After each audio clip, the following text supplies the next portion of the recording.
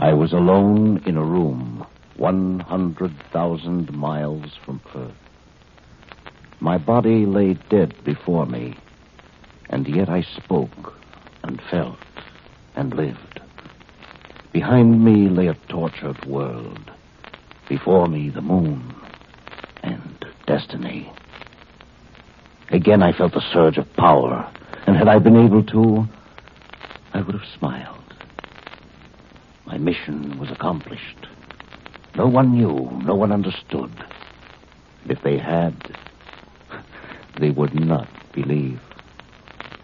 This was a project 3,000 years old, yet no one had guessed. No one. Listen now to 2000 Plus.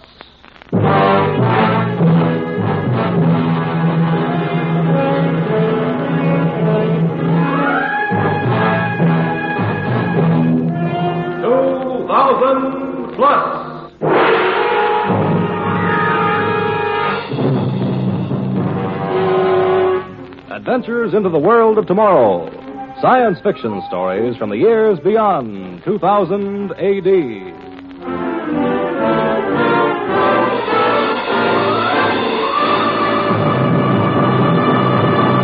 Today, a story entitled The Flying Saucers.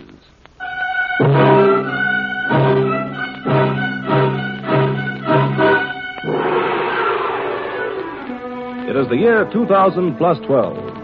A blazing New Mexico sun shines down upon a great military installation, upon a vast, noisy field, and upon a silvery shape which seems to strain forward, ready to leap up into space.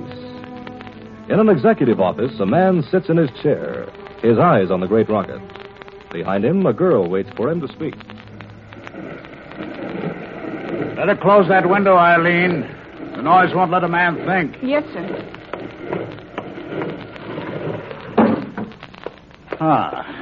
That's better. I'm ready, Dr. Bronson. Get this on tape as well as in shorthand. It's for the permanent files in Washington. It's got to go out in the next jet. I'll give you a signed sheet of stationery. Send it off to make the 5 o'clock connection. You got that? Yes, sir. Recorder on. The letter to be transcribed over your signature and sent off on the 5 o'clock connecting plane. Right. Heading, top secret. 2, National Scientific Council. Copies to Joint Chiefs of Staff, Secretary of Defense, the President. From Andrew Bronson. Forget the usual string of titles, Eileen. Chief Department of Extraterrestrial Research, White Sands, New Mexico. Regarding defense measures against aerial visitors listed in file AA-286 as flying saucers. 1. For the past 3 months, this secret experimental installation has been visited by flying saucers. First appearance coincided with the launching of our secret flying missile, Zeus. Details in report CB-286, A, B, and C. 2. Although the flying saucers have never landed, the frequency of their visits has tripled since the launching.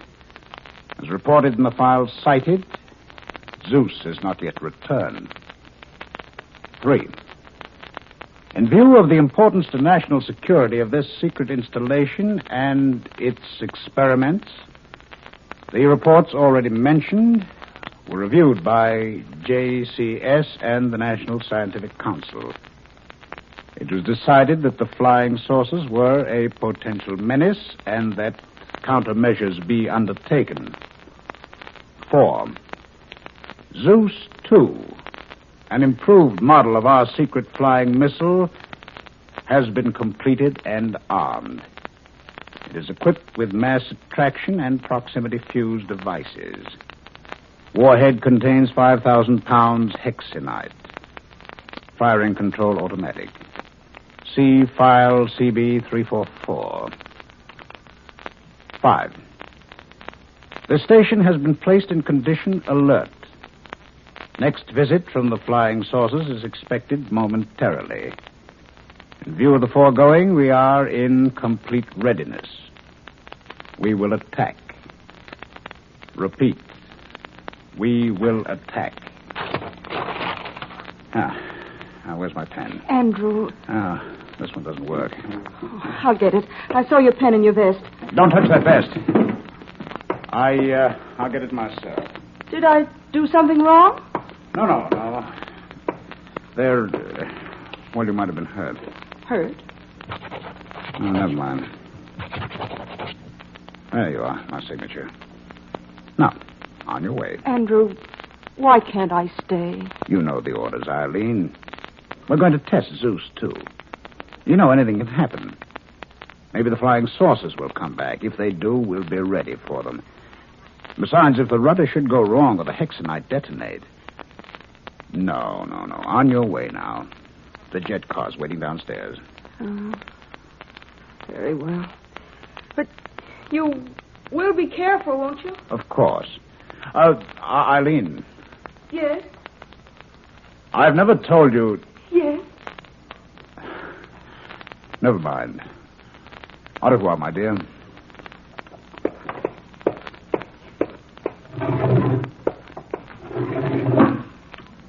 Au revoir, my darling.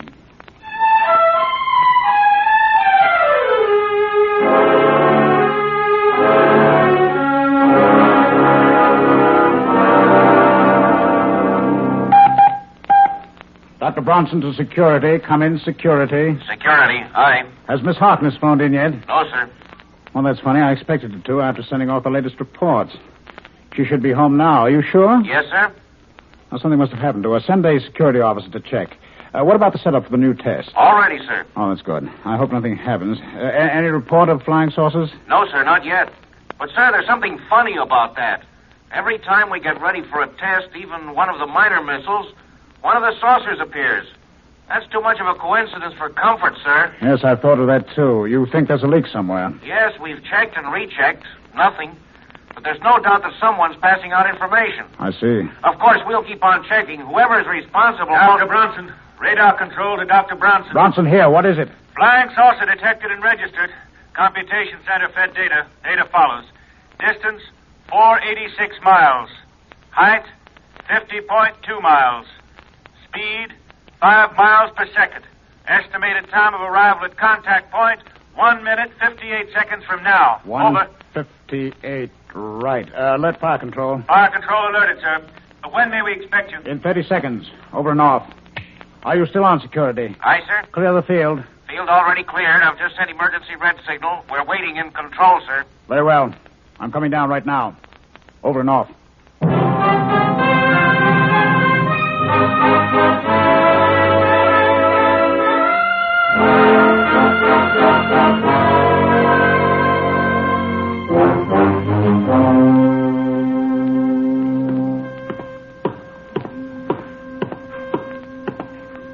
Let me have my headset and hand mic, Scotty. Yes, sir.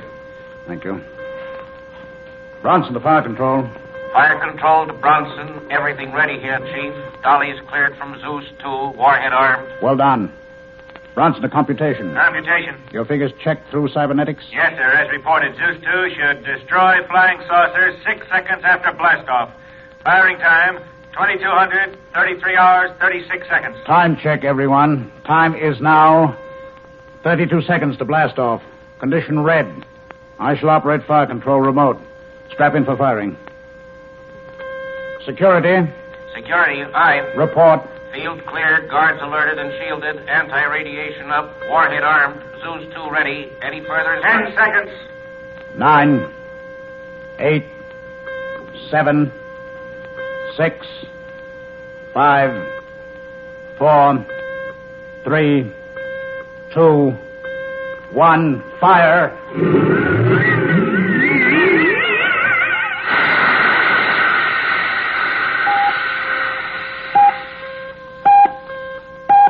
Get a bearing on that trajectory computation. Trajectory established and being fed EMAC. Trajectory correct, sir. Parabolic sound reflectors receiving.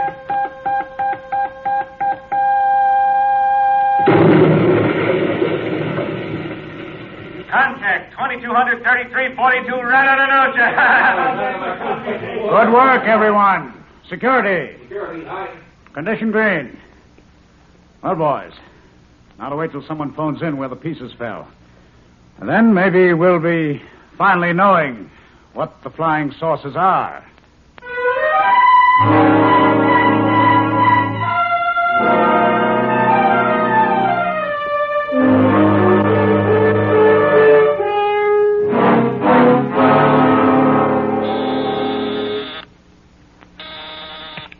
Yes, Scotty. Has security located Eileen Harkness? No, sir, not yet.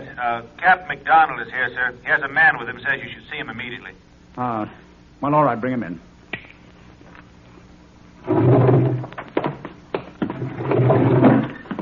Yes. What is it? McDonald thought you'd like to hear this, sir. This is Al Waters, a rancher from upstate. He flew down from his ranch this morning and reported to the state police.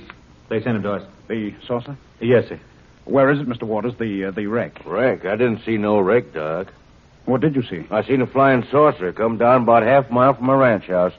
Saw it this morning when I was going after a lost calf. He swears the saucer's undamaged, Dr. Bronson. Huh. Well, it may not be the one You flew down, Mr. Waters? Yep, got my own jet plane. Well, can you take me up with you? To your ranch, I mean. Sure can. I'm glad to. All right, we'll leave immediately. Scotty, you round up the crew, everyone. Have them load everything we need on the transport, the big job. When can I expect you? Oh, give us 2 hours, sir. All right. Now, Mr. Waters, let's get to your ranch.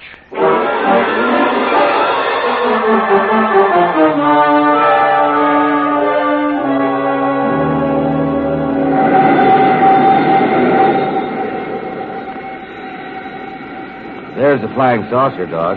Where? See them 2 peaks? That plateau between them, you see it? There, now the sun's hit it. It is undamaged. I'm putting her down. Did you see any signs of life? Anything moving? No, sir. Of course, I didn't get too close. I was might leery the thing. I understand. It's just as well you didn't. Hey, wait till she stops rolling, Doc. Sure are excited, ain't you? I'm afraid so. Even scientists get excited sometimes.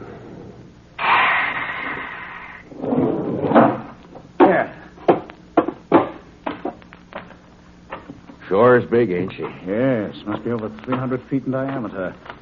Now, there's an airlock. Hey, you ain't going in. Was that round door open when you first saw this? I don't know. Don't remember. If you're going in, Doc, I'm going with you. Well, thank you. It'll be safer. There's 2 of us. You got a gun? No. I'm glad I got mine then.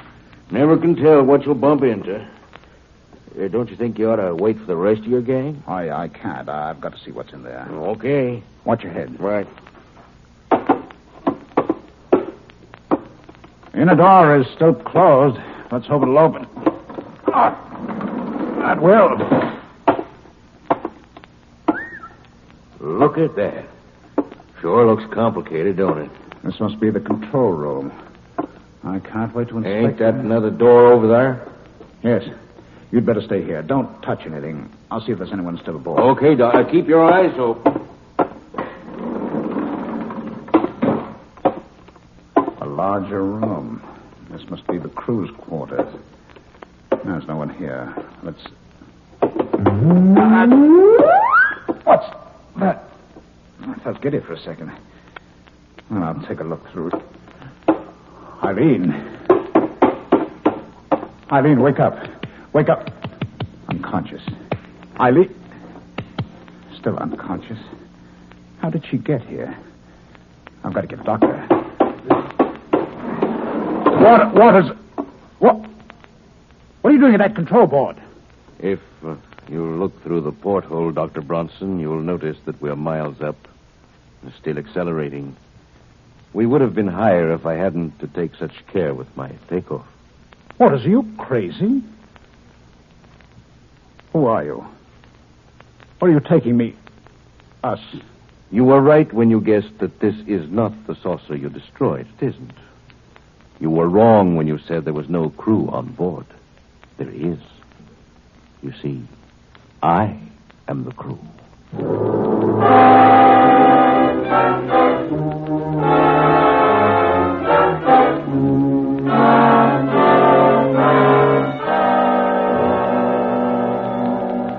You should consider yourself very fortunate, Dr. Bronson. It's not everyone who can view the Earth from a distance of 100,000 miles. You can put that gun away. Let me take care of Miss Harkness. I've already assured you there's nothing wrong with her. Merely an advanced soporific. She'll recover quickly. In fact, here she is now. Andrew, Eileen, stay where you are. He has a gun. where are we? How did I get here? I think you'd better sit down, Miss Harkness. Who's he? I don't know. He calls himself Waters. Where are we? I looked out of a porthole. Don't be frightened, Eileen. We're on a flying saucer. A flying saucer? Yes. How did you get here? I don't know. I sent off the report, got into the car, and woke up here. One of my operatives. I shall now engage the automatic controls, and the ship will fly itself until we get to the moon. The moon? Yes, that is our first stop. You see, fast as this saucer is, it would take us centuries to get to our ultimate destination. So we must transfer to a matter converter at our base on the moon, and we shall be in core almost instantly. Core? What are you talking about? Perhaps a little explanation is due you. We core are the inhabitants of the solar system you know as Rigel. But that's 500 light years away. Exactly. Although the speed of what you Earthmen have been pleased to call our flying saucers is approximately that of light, even that speed would entail a round trip of 1,000 years. True, the core are almost immortal, but for efficiency's sake, we set up a matter converter to flash us, or rather, I should say, our operatives, through space, instantaneously. Our base is on the dark side of the moon. From there, we transship to the saucers. But why? Why are you so interested in Earth? Why haven't you let us know? Sent representatives to the World Council? One thing at a time, Dr. Bronson. I see you partake of your pulp writer's suspicions that we intend to take over the Earth. The truth is just the opposite. We want Earth left strictly alone for our research. How can we believe that? The truth is self-explanatory.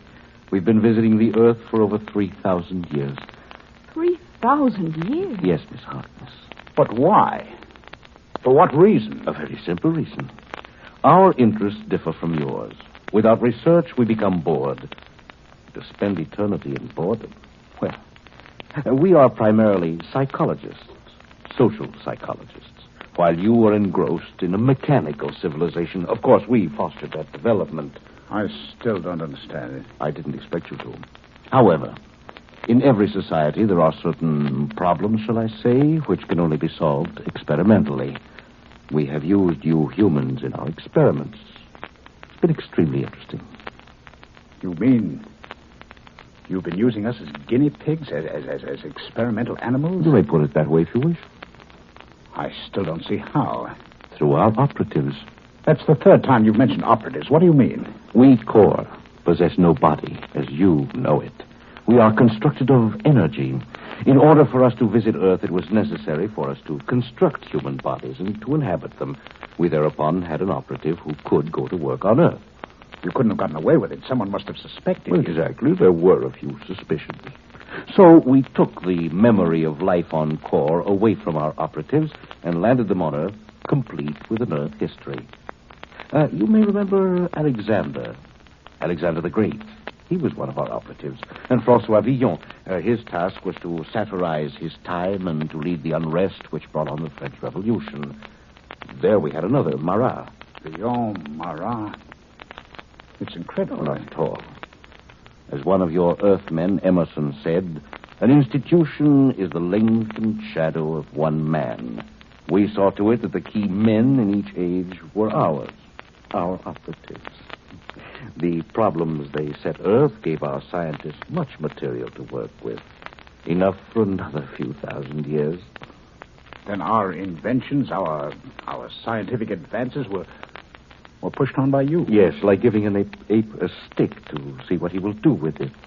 Then our wars, our revolution? Naturally, wars and revolutions are part of the research. They're all part of the master plan. But don't forget, we fostered genius, too. Why are you telling us all this? Surely that must be clear even to you. You are perhaps the leading scientist in America, Certainly the leading figure in the use of atomic power for extraterrestrial research, a key man. But doesn't that suggest something to you? No. I can't believe it. Certainly, my dear Bronson. You are one of our operatives. You've done your work. But your experiments have endangered our base on the moon. So it's time to transport you back to Core. The signal. We are approaching our base. It will be a comfort to leave this unpleasant body and to resume my right. Bronson, put down that hand.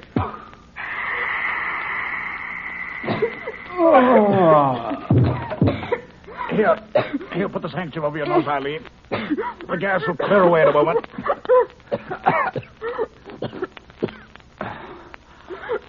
I think it's all right now. The full force was directed at this core. Oh, what was it? I had a gas pen in my vest, an idea which was originated after some of our scientists were kidnapped by the Eastern Alliance. I never thought I'd have to use it on something like this. Is he dead? No, he's merely unconscious for a few minutes. The gas is harmless. See if you can find something to put around his hands and feet while I see if I can operate the controls. We've got to get back to Earth. All right, Andrew. They won't believe our story, but they'll have to believe this ship. I can't find anything to use. You'd better hurry. All right. Andrew. What is it? We haven't much I time. thought you said the gas was harmless. Of course it is. But this man isn't unconscious. He's dead. Dead? There's no pulse, no breathing, no heartbeat. Oh, Andrew. Now get hold of yourself. I don't know how if it was his life or ours, Eileen. I neglected to inform you that a core of the upper grades can leave his body as he pleases. I see that I underestimated you, Dr. Bronson. You saw immediately that my weakest point was the human body of which I complained. Very clever. I can't move. I need no futile arms and hands in this form. A core carries power, for a core is power. I take it you will rid us of our bodies, too. Precisely. Isn't there anything... If we promise to forget, you can make us forget. Unfortunately, the matter is out of my hands. My orders were to recall 2 operatives. 2? Yes. Miss Harkness was a psychometrist in her previous, shall I call it, incarnation. An excellent one, too, Draga. Or Eileen, as you're now called. But this is inhuman. Precisely. I am not human. Let Eileen go. I'll go with you gladly, but Eileen... No, Andrew. Take me instead. The answer is the same for both of you. No. What kind of fiends are you? Isn't there one of you with pity? Just one who knows what we feel, who's felt the agony of the millions you've made your guinea pigs? You're speaking of sympathy? No. Yes, I stand corrected. There was one of Core who felt that strange emotion. Carter. An odd being, as I recall. And I suppose you killed him? No. A core being energy cannot be destroyed. We captured Carter and exiled him to your planet. An enormous task. He was one of our greatest scientists. That makes it all the more strange, you see. He wished to stop our experiment. Well, we lost track of him, but no matter. The unfit must go. That is the paramount law of nature. Enough of these digressions. It is time... At least let me say goodbye. A little time must elapse before I can build up the energy to free you of your body. You may have the time. Besides, it is a new experience to me. Most interesting. Eileen, darling, it's too late now, but I want you to know I love you. I've loved you ever since you walked into my office 3 years ago. And I love you, Andrew. I always have. I always will. Very touching. Don't be afraid. My darling. This touching of lip to lip. Very interesting. Energy is undoubtedly transmitted. Very well, Dr. Bronson. It is time. No, take me first. Let him go.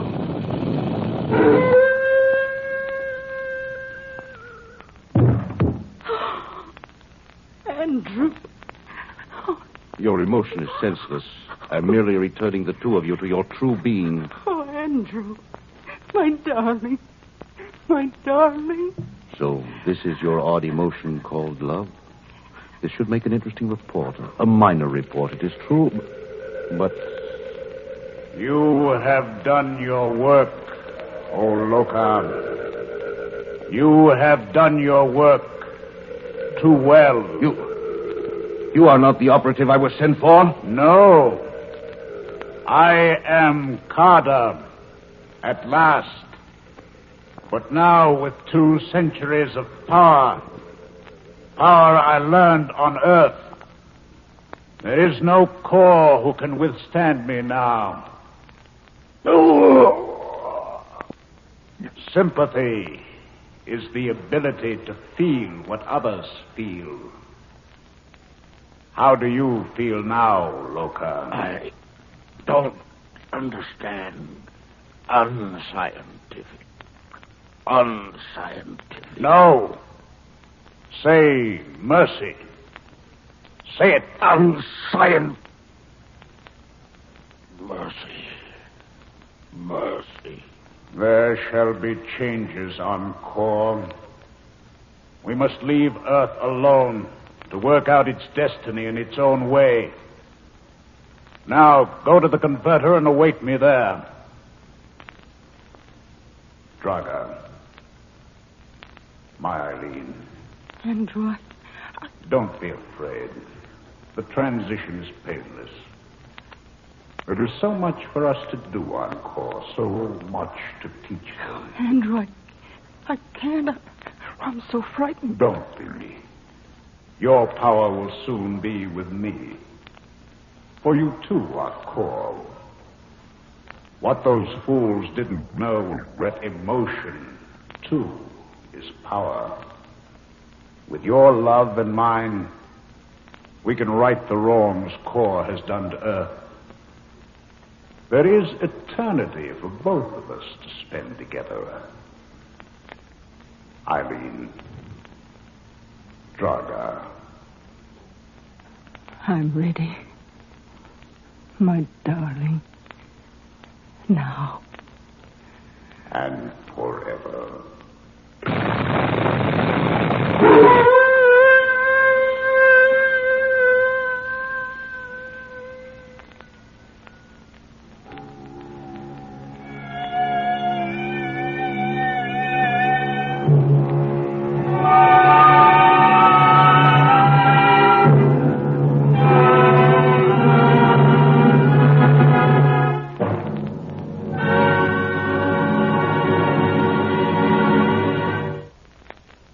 Next week on 2000 Plus, another dramatic story of unbelievable adventure. The story of a world of the past locked in the world of tomorrow. Time out of hand. Be sure to listen.